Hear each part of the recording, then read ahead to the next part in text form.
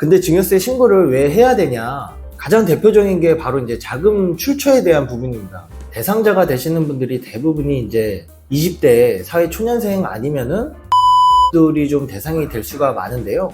가장 문제가 되는 부분이 과거에 증여를 하긴 했는데 이거 신고를 안 하신 분들이 있어요. 또 이제 증여를 해주려는 거죠. 그러면은 과거에 증여했던 것까지 조사를 하게 돼서 안녕하세요, 박세론입니다. 이번 영상에서는 증여세가 없어도 증여세 신고를 해야 되는지에 대해서 말씀드리려고 하는데요. 우선 결론부터 말씀드리자면은 증여세가 없더라도 신고는 하셔야 되는 게 맞습니다. 일단 증여재산공제라고 다들 잘 아시는 배우자 6억, 부모 자식 간에는 5천만 원, 미성년자인 경우 2천만 원 잘 아실 텐데요. 이 금액이 공제가 되는 거지 그 증여세 자체가 비과세가 되는 건 아니기 때문에 신고 의무는 있는 게 맞습니다. 근데 다만 증여세 자체가 없기 때문에 증여세 신고를 안 하더라도 거기에 대한 이제 가산세나 불이익이 없어서 이 증여 자체만으로는 뭐 신고를 안 하셔도 큰 불이익이 없다고 말씀드릴 수는 있는데요. 근데 증여세 신고를 왜 해야 되냐? 증여세가 없더라도 증여세 신고를 해두는 게 좋은 이유는 가장 대표적인 게 바로 이제 자금 출처에 대한 부분입니다. 자금 조달 계획서를 작성을 하거나 또 그렇지 않더라도 국세청에서 이제 분석하는 이제 PCI 시스템이라고 있는데요. 그런 부분에서 증여세가 신고가 됐다면은 온전한 이제 내 자본으로 인정이 되기 때문에 그런 부분을 이제 확보해 두려고 하는 목적으로 이제 신고를 해 두시라고 이제 말씀을 드리는데요. 그래서 이제 국세청 PCI 시스템에 대해서 좀 더 설명을 드려보면은 보시는 화면과 같이 말로는 좀 거창해 보이는데요. 생각보다 이제 내용은 단순합니다. 총 세 가지로 이제 구분을 하게 되는데요. 소득, 그리고 이제 지출액, 돈을 쓰는 거죠. 재산이 증가된 거, 딱 이 세 가지를 비교를 하게 됩니다. 우선 소득 같은 경우는 내가 이제 근로를 해서 월급을 받는 소득이 있을 수 있고요. 사업을 해서 이제 사업 소득이 있을 수 있고, 아니면은 부동산을 팔아서 양도소득이 될 수도 있고, 먼저 말씀드렸던 이제 상속을 받거나 증여를 받아도 이게 내 소득, 내 돈이 이제 잡힌다고 보시면 됩니다. 그리고 다음으로 이제 지출액인데요. 이제 지출 같은 경우는 대표적인 게 이제 신용카드나 현금 영수증이 이제 국세청에서 확보하고 있는 자료라고 보시면 되고, 그다음 이제 재산이 이제 늘어난 증가액을 이제 비교를 하게 됩니다. 대표적으로 이제 자동차, 뭐 주식, 부동산, 그리고 그 부채를 상환해도 그만큼 내 빚이 줄었기 때문에 재산이 증가됐다고 보는데요. 이렇게 소득, 지출액, 재산 증가액 이 세 가지를 비교를 해서 분석하는 게 이제 PCI 시스템이라고 합니다.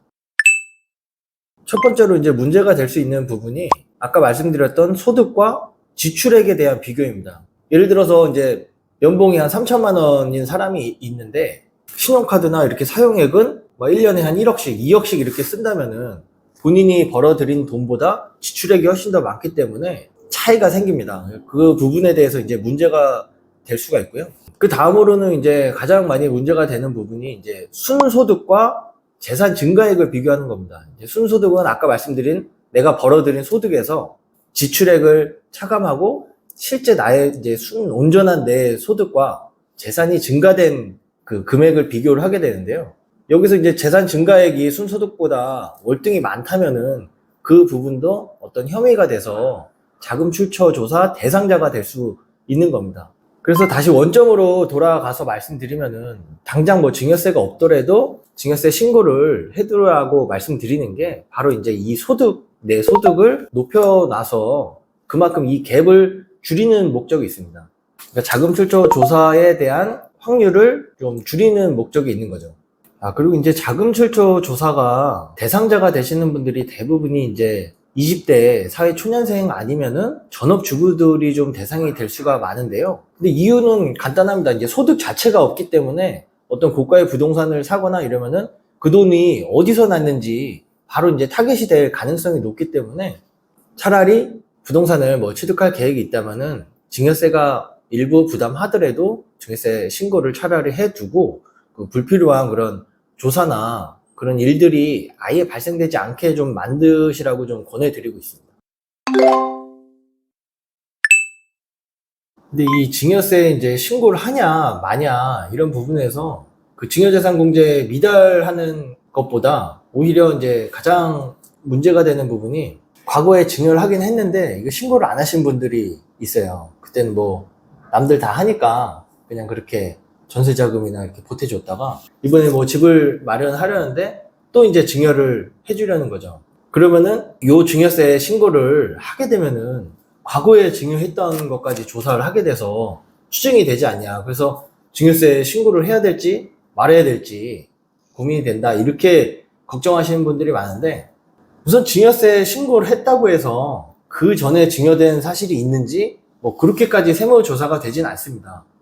그 자금출처 조사 말씀드렸듯이 어찌됐든 이 과거에 신고 안 된 부분이 있다면은 그 어떤 재산을 형성하는 과정에서 그 부분만큼은 그 갭이 생길 수밖에 없을 거고, 그게 소명이 안 된다면은 이제 그때 이제 자금출처 조사를 통해서 발각이 될 수 있는 거라서, 당장 뭐 지금 신고를 두 번째 신고 요것만 한다고 해서 앞에 거를 조사를 해서 그렇게 되는 것보다도 나중에 이제 재산을 형성하는 과정에서 이제 문제가 될 수 있다, 이렇게 생각해 주시면 되고, 그래서 가급적이면은 과거에 신고가 안 됐어도 그거를 이제 지금이라도 좀 바로 잡아서 신고를 해 두시라고 좀 말씀드리는 부분이 그런 겁니다.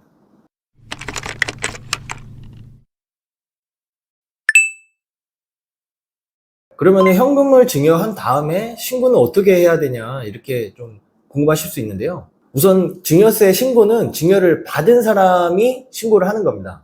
그러니까 주는 사람이 아니고 받은 사람. 근데 보통 이제 미성년자나 이게 나이가 어린 자녀들 같은 경우는 이제 홈택스에 가입조차 안 돼 있는 경우가 있어요. 그래서 지난번에 이제 올렸던 영상인데, 미성년자인 자녀 이제 홈택스 가입하는 방법, 그걸 한번 참고하셔서 우선 가입을 하시고 그 자녀의 아이디로 이제 로그인을 하신 다음에 이제 홈택스 이제 세금 신고, 그 다음에 이제 증여세 신고, 일반 증여 신고 요 순서로 들어가 주시면은 현금 증여 간편 신고라는 칸이 있습니다. 이건 이제 10년 안에 증여받은 사실이 없으신 분들이 간편하게 이제 신고할 수 있게 만들어 놓은 칸이고요. 그리고 이거 같은 경우는 배우자나 직계 존속, 부모님이나 이렇게 받는 경우에만 여기를 통해서 이제 신고 가능하고, 뭐 며느리나 사위 같은 경우는 일반 정기 신고로 하셔야 된다는 것도 같이 알아두시면 좋을 것 같고요. 여기 신고를 들어가면은 먼저 이제 증여자, 친절하게 써놨습니다. 현금을 주는 사람, 이제 주는 사람이죠.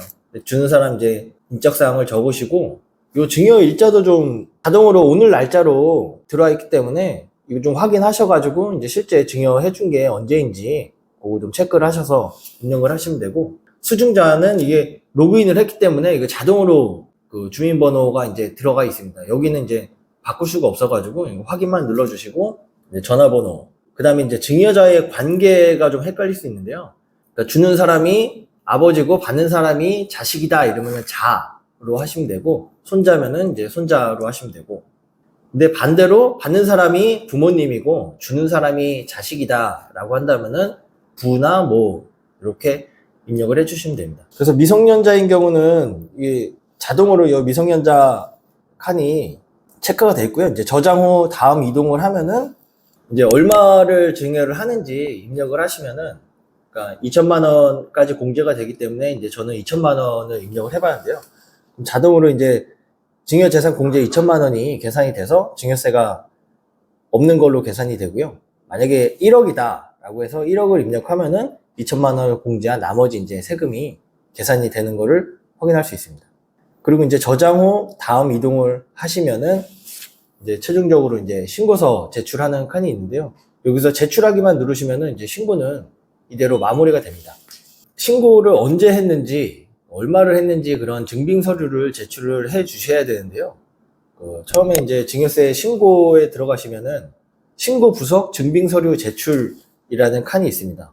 이쪽을 눌러주시고 주민번호 조회하기를 눌러주시고 오른쪽 끝에 이제 제출하기가 있는데요. 이쪽으로 제출을 하셔가지고 뭐 그림 파일이나 뭐 PDF 파일 뭐 상관없이 그냥 올리시면 자동으로 이제 PDF 파일로 전환이 되니까 여기서 이제 컴퓨터에 저장시켜 놨었던 입금증이나 뭐 그런 것들을 뭐 캡처본이나 해서 이쪽으로 올려주시면은 이제 증여세 신고가 마무리가 됩니다.